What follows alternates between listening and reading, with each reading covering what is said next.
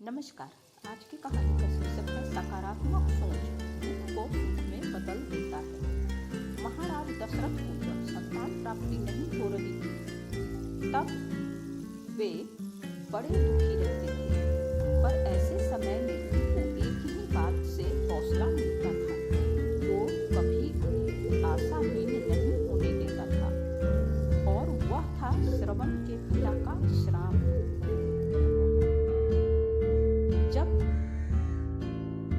दशरथ जब जब दुखी होते थे तो उन्हें श्रवण के पिता का श्राप याद आ जाता था।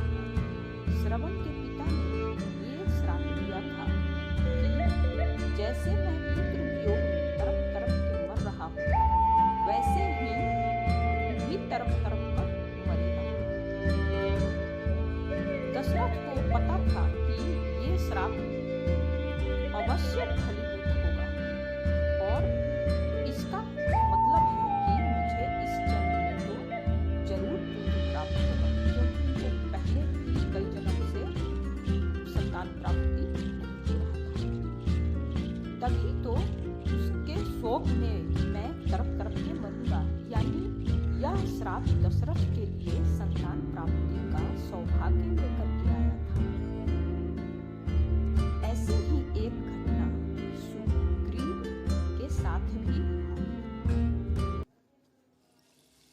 वाल्मीकि रामायण में वर्णन है कि सुग्रीव जब माता सीता की खोज में वानर वीरों को पृथ्वी की अलग अलग दिशाओं में भेज रहे थे, तो उसके साथ साथ उन्हें ये भी बता रहे थे कि इस दिशा में तुम्हें कौन सा स्थान या देश मिलेगा, और जिस दिशा में तुम्हें जाना चाहिए या नहीं जाना चाहिए।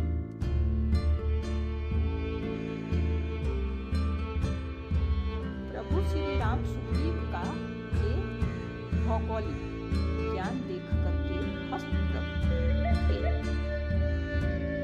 उन्होंने सुग्रीव से पूछा कि सुग्रीव तुमको ये सब कैसे पता? तो सुग्रीव ने उनसे कहा कि मैं बाली के भय से जब मारा फिर रहा था, तब पूरी पृथ्वी पर कहीं शरण मिली, और इस चक्कर में मैंने पूरी पृथ्वी छान मारी, और इसी दौरान मुझे सारे भूगोल का ज्ञान हो गया। अब अगर सुग्रीव पर ये संकट न आया होता तो उन्हें भूगोल का ज्ञान नहीं होता, और माता जानकी को खोजना कितना कठिन हो जाता। इसीलिए किसी ने बड़ा सुंदर कहा, अनुकूलता भोजन है, प्रतिकूलता विटामिन है, और चुनौतियां वरदान है, और जो उनके अनुसार व्यवहार करे वही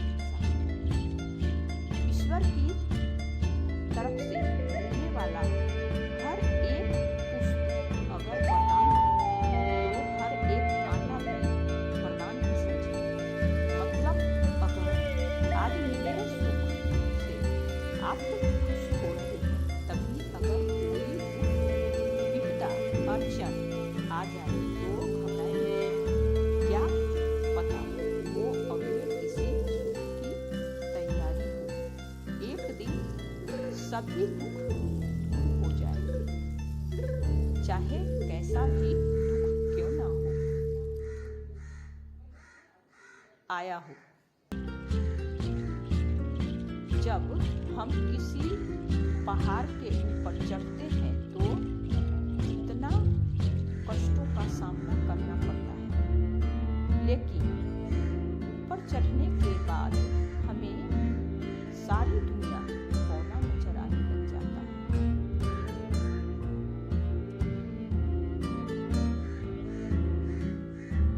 इससे अपने आप को प्रेरित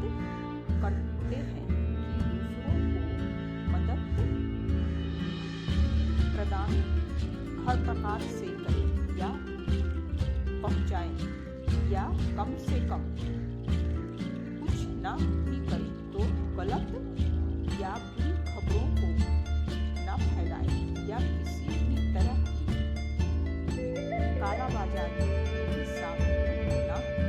किसी शायर ने कहा है, दिल ना नाकाम लंबी है गंभीर शाम मगर शाम सदैव सकारात्मक।